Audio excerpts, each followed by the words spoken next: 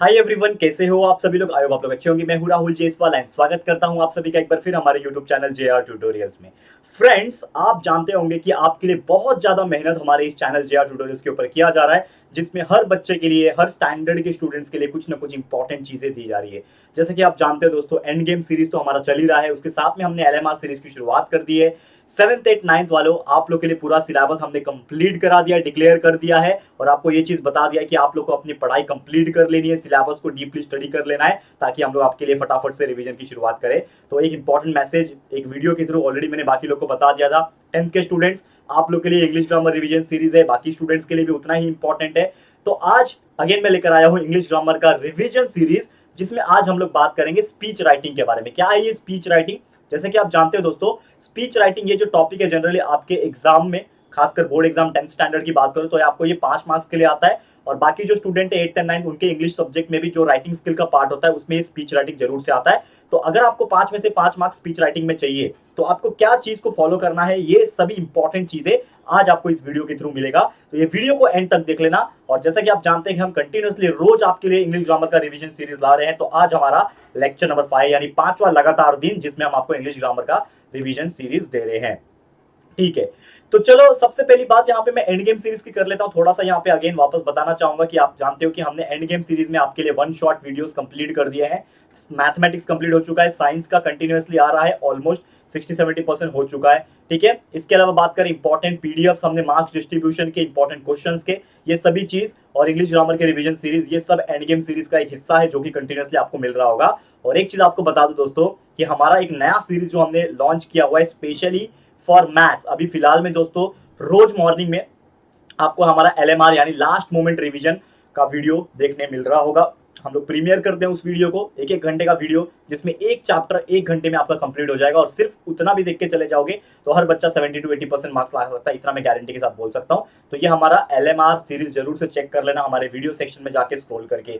उसके बाद अगर मैं बात करूं यहाँ पे, अगर आपने मुझे इंस्टाग्राम पे फॉलो नहीं किया है तो हमसे कनेक्ट रहने के लिए इंस्टाग्राम पे मुझे यहाँ फॉलो कर सकते हो, उसका लिंक आपको डिस्क्रिप्शन बॉक्स में भी मिल जाएगा और ये मेरा आईडी है, वहां से आप फॉलो कर सकते हो। दूसरा अगेन जेआर ट्यूटोरियल्स नाम का हमारा टेलीग्राम ग्रुप है, ज्वाइन कर लेना। ये सबका लिंक जो है वो डिस्क्रिप्शन बॉक्स में अवेलेबल है। पीडीएफ चाहिए, इंपॉर्टेंट जो भी चीजें हम डाल रहे हैं, एसएसटी का इंपॉर्टेंट क्वेश्चन हमने अपलोड कर दिया है तो वो टेलीग्राम पे डाल दिया, जाके देख लेना। ठीक है, जिन्होंने नहीं देखा होगा, हिस्ट्री एंड पॉलिटिकल साइंस का इंपॉर्टेंट क्वेश्चन आ चुका है। ठीक है, तो इंग्लिश आप जानते हो 80 मार्क्स का इंग्लिश का पेपर होता है और आपको बस अच्छी तरीके से पढ़ाई करते रहना है। बाकी सब्जेक्ट सब चीज जो भी चाहिए आपको सर्च करोगे तो मिल जाएंगे, राइटिंग स्किल्स सब चीज प्रेजेंट है हमारे चैनल पे। ठीक है, तो चलिए शुरुआत करते हैं टॉपिक की। तो सबसे पहली बात, how to attempt this question, यानी कि जो क्वेश्चन पूछता है आपका, ये जो आपका स्पीच राइटिंग होता है ये 5 मार्क्स के लिए पूछा जाता है। तो इसको अटेम्प्ट कैसे करना है, क्या इसके कुछ बेसिक रूल्स होते हैं? यस, बिल्कुल बेसिक रूल्स होते हैं। तो इसको हम लोग बारीकी से 1 बाय 1 डिस्कस करेंगे। तो सबसे पहला जो रूल आपको दिख रहा है, that is this activity involves writing a formal paragraph, यानी कि क्या करना है, आपको एक फॉर्मल पैराग्राफ लिखना होता है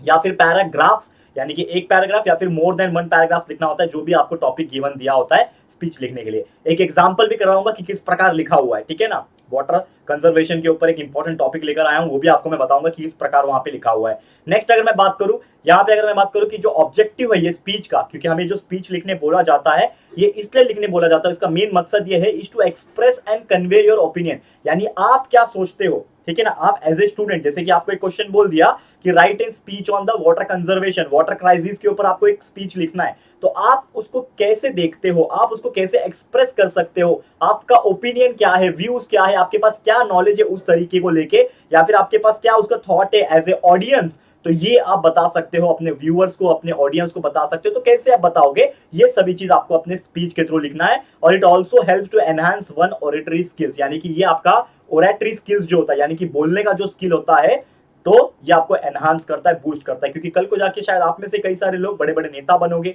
आईएएस ऑफिसर, आईपीएस ऑफिसर, बड़े बड़े पोस्ट पे पहुंचोगे, तो आपको स्पीचेस देना पड़ेगा। तो दैट्स व्हाई हमें इंग्लिश में सिखाया जाता है। ठीक है ना, इसका मेन मकसद तो यही होता है। फिर अगली पॉइंट की अगर मैं बात करूं, यहाँ पे शुरुआत कैसे करना है, तो बिगिन करना है विद एन एड्रेस।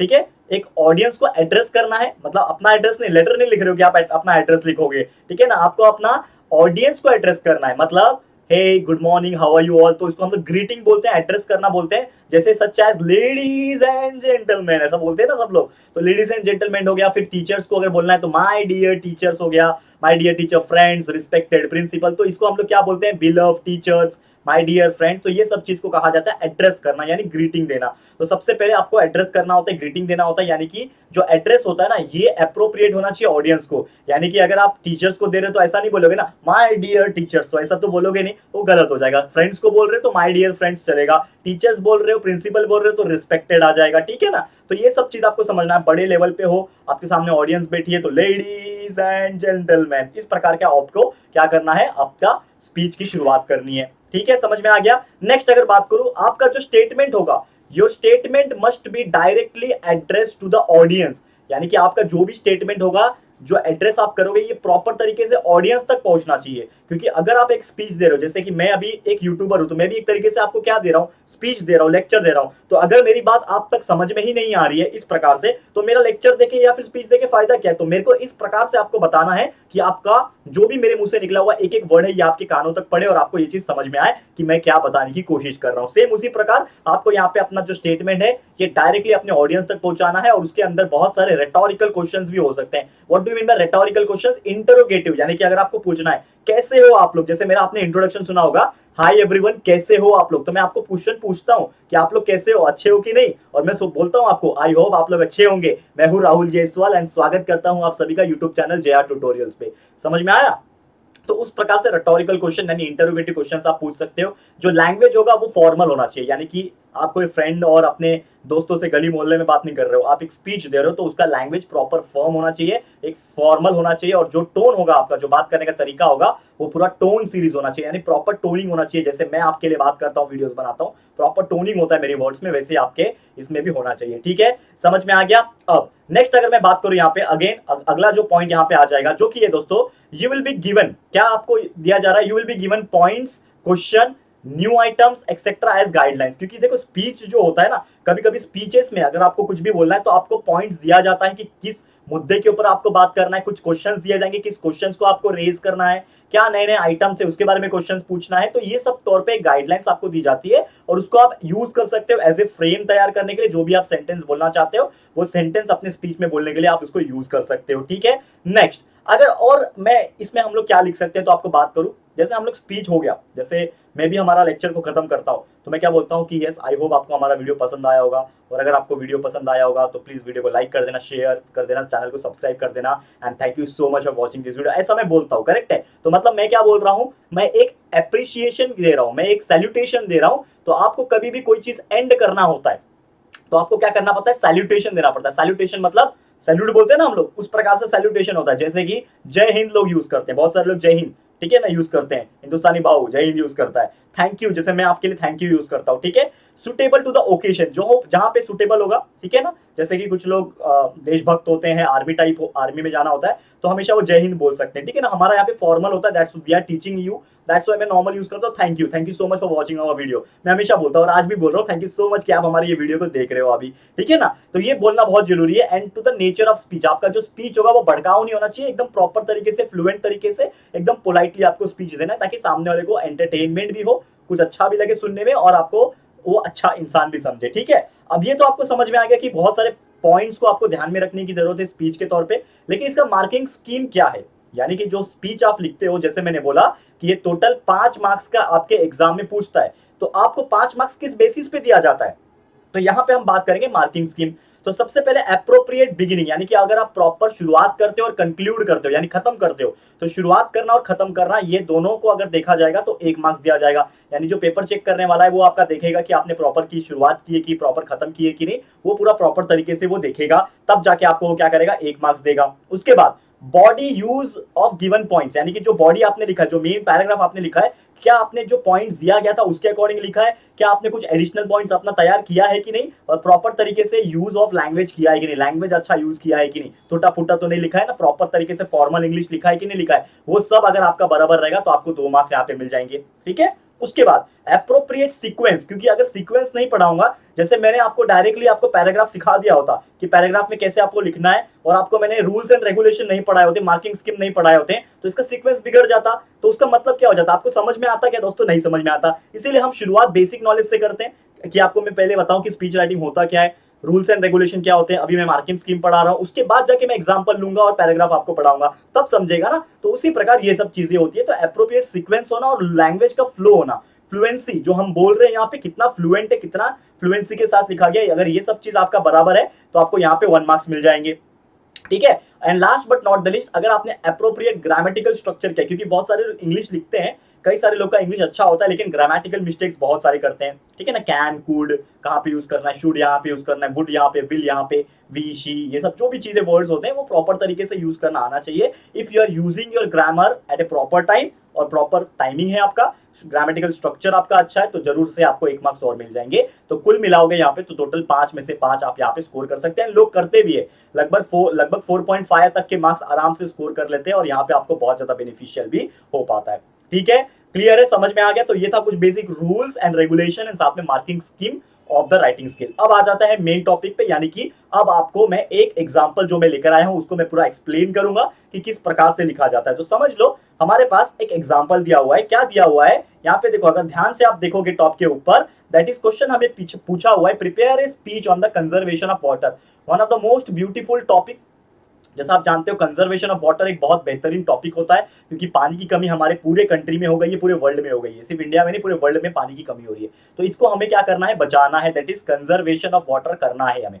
तो इसके ऊपर आपको स्पीच लिखना है। तो कैसे स्पीच लिखोगे, तो स्पीच लिखने के लिए यहाँ पे इन्होंने ना कुछ पॉइंट्स दे रखा है, जैसे मैंने आपको बताया ना कि वो लोग कुछ पॉइंट्स दे रखेंगे। तो सबसे पहले पॉइंट्स ये है कि नीड ऑफ कंजर्वेशन, यानी कंजर्वेशन करना ही क्यों है, बचाना क्यों है, नीड क्या है, तो इसको आपको इलाबोरेट करना है, अच्छे से लिखना है। फिर मेथड क्या है, अगर आप कंजर्व करोगे तो क्या मेथड आप यूज कर सकते हो कंजर्व करने के लिए, एंड उसके बाद आपको पॉइंट यूज करना है। फ्यूचर प्लान क्या है, प्लान्स आपके क्या है फ्यूचर में, कि तब जाके आपके वाटर रिसोर्सेज जो होंगे वो इंक्रीज कर सकते हो। ठीक है, समझ में आ गया। तो ये कंजर्वेशन ऑफ वाटर का टॉपिक है। ये वाटर का टॉपिक पे हम लोग तो water the basis of life भी लिख सकते हैं, यानी कि इसका नाम चेंज करके हमने लिख दिया। तो सबसे पहले अगर मैं स्पीच की तैयारी करूंगा, जैसे मुझे अगर स्पीच देना होगा तो मैं क्या बोलूंगा टीचर्स के सामने, मैं बोलूंगा, शुरुआत करूंगा सैल्यूटेशन के साथ, यानी सबसे पहले मुझे क्या करना है, एड्रेस करना है, सैल्यूटेशन देना है। ठीक है ना, एड्रेस करना, यानी कि respected teachers and my dear friends. जैसे मैं क्या बोलूंगा, हेलो हेलो एवरीवन, कैसे हो आप सभी लोग, मैं इस प्रकार का आपको एड्रेस करता हूं ना, वैसे यहाँ पे आपको क्या करना है, hello respected teachers and my dear friends. ठीक है, टुडे, अब देखो यहाँ पे क्या बोला है, today our school is celebrating environment day, मतलब आपके स्कूल में क्या है, एनवायरमेंट डे है, और उस मौके पे आपको मौका मिला है स्पीच देने का वाटर कंजर्वेशन के ऊपर, बेसिस ऑफ लाइफ के ऊपर। तो आपने टॉपिक का हेडिंग का नाम दे दिया, बहुत अच्छा सुंदर नाम देना ताकि आपको मार्क्स अच्छे मिले। ठीक है, तो क्या बोला है, today our school is celebrating environment day and this occasion I, जो भी उसका नाम होगा XYZ रखा है, मतलब जो भी आपका नाम है, जैसे मैं हूं तो यहाँ पे XYZ की जगह पे आप अपना नाम लिख सकते हो, जो भी आपका नाम है। मैं राहुल लिखूंगा, तो आई, दैट इज मैं क्या लिखूंगा, occasion, I Rahul would like to say a few words about the conservation of water. मैं क्या बोल रहा हूं कि मैं राहुल आपको कंजर्वेशन ऑफ वाटर के बारे में कुछ इंपॉर्टेंट बातें बताना चाहूंगा, which is the need of the day, यानी आज के दिन के लिए ये बेहद जरूरी, क्योंकि आज हमारा एनवायरमेंट डे है। तो क्या बोलूंगा मैं, शुरुआत करूंगा, यहाँ से मेन पैराग्राफ की शुरुआत हो रही है। ये हमारा मेन ऊपर का पहला पैराग्राफ था जिसमें हमने आपको सैल्यूटेशन दिया, इंट्रोडक्शन दिया और एड्रेस किया। उसके बाद मेन मुद्दा यहाँ पे शुरू होता है कि वाटर क्या है, हमारा नीड क्या है कंजर्वेशन का। पहला टॉपिक देखोगे आगे तो यहाँ पे बोला था ना नीड क्या है, तो वो हम लोग यहाँ पे लिखेंगे कि वाटर क्या है, water is the basis of life. Water के बिना हम जिंदा रह सकते हैं क्या, बिल्कुल नहीं रह सकते। Without water there can be no life, हम लोग नहीं जी सकते। However we can not use this resources irresponsibility, भले पानी जो है हमारे पास अवेलेबल है आज के डेट में, तो हम लोग इसको रिस्पॉन्सिबिलिटी के साथ यूज करना चाहिए, इररिस्पांसिबल नहीं बनना चाहिए। We have to conserve it, everyone has enough for her need, मतलब इस प्रकार से हमें बचाना चाहिए ताकि हर एक व्यक्ति को उसके नीड के अनुसार, उसकी जरूरत के अनुसार उसको मिल सके। ठीक है, आगे बात करें, उसके आगे क्या लिखा हुआ है, the methods of conservation can be artificial, मतलब अगर उसमें सेकंड जो पॉइंट्स था आपका बुलेट पॉइंट्स, उसमें बोला था नीड, नीड के बाद क्या बोला था कि आपको क्यों बचाना है, क्यों बचाने के बाद आपको लिखा था कि क्या मेथड है आप, तो आप बता सकते हो कि मैं आर्टिफिशियल तरीके से कंजर्वेशन कर सकता हूं, जैसे मैं डैम्स बना सकता हूं, बंड्स बना सकता हूं, मतलब जो बंदर बोलते हैं ना हम लोग नॉर्मली, बांध बोलते हैं, बांध, वो हम लोग बना सकते हैं। It can be eco friendly means, मतलब इको फ्रेंडली तरीके से कोई भी पोल्यूशन नहीं होगा। वाटर जो टेबल है उसको इंप्रूव कर सकते हैं, रेन वाटर को हार्वेस्ट कर सकते हैं, रेन वाटर को फिर से कलेक्ट कर सकते हैं।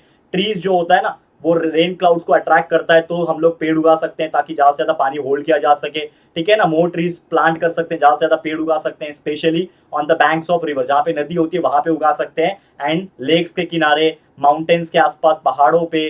अफॉरेस्ट्रेशन को हम लोग क्या करेंगे, शुरुआत करेंगे। अफॉरेस्ट्रेशन मतलब पेड़ उगाने की जिम्मेदारी, ठीक है, ताकि पेड़ की कमी ना रहे, लैक ऑफ ट्रीज ना रहे। इस प्रकार से मैंने स्पीच में बोला। फिर एट ए पर्सनल लेवल मैं क्या सोचता हूं, मैं ये बता रहा हूं, at a personal level each of us can help to conserve water, मतलब मैं आपको बता रहा हूँ, रिस्पेक्टेड टीचर्स एंड फ्रेंड्स को बता रहा हूँ कि हमारे सभी के लिए ये कंजर्व करना बहुत ज्यादा जरूरी है, ठीक है ना। और instead of taking long shower, हम लंबे लंबे टाइम तक नहाते हैं, लोग आधा आधा घंटा तक नहाते हैं, पानी वेस्ट करते हैं, तो क्या हम छोटा सा बकेट यूज करके नहा नहीं सकते? टैप को खुला ना छोड़े, जब नल का पानी यूज करते हो तो जाते टाइम नल का पानी बंद कर दे, ताकि कभी भी कुछ नुकसान ना हो। जब हम ब्रश करते हैं तो नल का पानी खुला रहता है, तो वो वेस्ट हो जाता है, वो ना करे। कपड़े धोने के टाइम हमें ज्यादा इस्तेमाल नहीं करना चाहिए, क्लोथ के टाइम वाटर को अननेसेसरी फ्लो होने नहीं देना चाहिए, ड्रेन होने नहीं देना चाहिए, और पानी को रिसाइकल करना चाहिए। जो टॉयलेट्स वगैरह में जो यूज होते हैं ना, उसको नॉर्मली प्लांट्स को वाटरिंग करने के लिए हेल्प करना चाहिए। तो इस प्रकार से मेन पैराग्राफ मैंने एंड किया, और फाइनली एक लास्ट में सैल्यूटेशन आपको देना है ना, खत्म करना है। तो खत्म करोगे तो क्या बोलोगे? Finally I will and my speech. मैं बोल रहा हूं कि फाइनली दोस्तों मैं अपना स्पीच को एंड कर रहा हूं by repeating that one of the best and easiest method to increase water resource is by planting more trees. यानी कि मैं ज्यादा से ज्यादा ट्रीज अगर उगाऊंगा तो ये बेस्ट तरीका हो जाएगा मेरे वाटर को कंजर्व करने का। एंड लास्ट में मैंने यहाँ पे बोल दिया दोस्तों थैंक यू, दिख रहा है आपको? तो लास्ट में मैंने थैंक यू बोल दिया। आप थैंक यू बोल दिया तो मेरा काम खत्म हो गया, तो थैंक यू हो जाएगा, फिर आप वहां से चल के निकल जाएंगे। तो ये स्पीच होता है दोस्तों। तो आपने ये चीज लिखा है, लेकिन एक्चुअल में रियल लाइफ स्पीच क्या होता है? आपको बोलना होता है। तो भले ही आप ये लिख रहे हो, क्योंकि आपको तो इंग्लिश का पेपर लिखना है, ओरल तो होता ही है, लेकिन आपको लिखना भी है बोर्ड में, तो इस प्रकार से आप लिख सकते हो। और यहाँ पे इस प्रकार अगर आप लिखते हो तो ट्रस्ट मी, आपको 5 में से 5 लाने से कोई रोक नहीं सकता स्पीच राइटिंग के अंदर, ठीक है। तो इतना मैं दावे के साथ बोल सकता हूं, ठीक है। तो यही था दोस्तों हमारा आज का लेक्चर वीडियो, जिसमें हमने आपको पूरा प्रॉपर तरीके से एक्सप्लेन कर दिया है कि आपका इंग्लिश ग्रामर के अंदर जो राइटिंग स्किल के अंदर जो स्पीच राइटिंग पूछता है वो किस प्रकार आप कर सकते हो। और डेफिनेटली अगर आपने आज का वीडियो अटेंड कर लिया होगा तो कोई भी बच्चों को परेशानी नहीं होगी स्पीच राइटिंग लिखने में, और वो बिल्कुल आराम से स्पीच राइटिंग लिख के आ सकता है अपने एग्जाम में, और एटलीस्ट 5 में से 4 तो स्कोर करेगा, और जो अच्छे से करेगा वो 5 में से 5 भी ला सकता है, ठीक है। तो बस दोस्तों यही था हमारा आज का वीडियो, उम्मीद करता हूं आपको हेल्पफुल रहा होगा। तो प्लीज हमें कॉमेंट करना, बताना कि आपको हमारा ये वीडियो कैसा लग रहा है। एलएमआर सीरीज आपके लिए कंटिन्यूअसली आ रहा है, वो देखते रहना। 9th 8th और 7th वाले स्टूडेंट्स, आपके लिए इंग्लिश ग्रामर तो चल ही रहा है, लेकिन साथ में आपके लिए इंपॉर्टेंट क्वेश्चंस भी आने वाले हैं, और रिवीजन भी जल्द से जल्द आएगा, तो टेंशन मत लेना। तब तक आपका सिलेबस हमारे वीडियोस को पूरा कंप्लीट कर दो, देख के डीपली स्टडी करके हो जाना चाहिए, तभी आपका रिवीजन करने में मजा आएगा, ठीक है। तो पूरा कंप्लीट कर देना, ठीक है। तो आज का वीडियो समाप्त होता है। ये वीडियो आपको कैसा लगा है प्लीज हमें कमेंट करना। वीडियो पसंद आए दोस्तों तो प्लीज हमारे इस वीडियो को लाइक कर देना है, एंड दोस्तों के साथ शेयर करना है, अपने सारे फ्रेंड्स रिलेटिव सबको शेयर करो। बताओ कि यार ये राइटिंग स्किल का जो स्पीच राइटिंग का जो पार्ट है कितना जरूरी है और कितना अच्छे से हमने राहुल सर ने आज पढ़ाया हुआ है। तो प्लीज शेयर कर देना अपने सभी फ्रेंड्स को, सभी ग्रुप्स में डाल देना, आग की तरफ फैला दो यार इस वीडियो को, ठीक है। और फर्स्ट टाइम चैनल पे आए, अभी तक चैनल को सब्सक्राइब नहीं किया तो फटाफट से हमारे चैनल को भी सब्सक्राइब कर देना, ठीक है। और अगर आपने अभी तक मुझे इंस्टाग्राम पे फॉलो नहीं किया तो फटाफट से मुझे इंस्टाग्राम पे भी फॉलो करने ला, लिंक डिस्क्रिप्शन बॉक्स में भी दिया हुआ है, ये भी लिंक है मेरा, फॉलो कर सकते हो जाके, ठीक है। तो जल्दी मिलेंगे दोस्तों हमारे न्यू वीडियो में, तब तक के लिए thank you and good bye.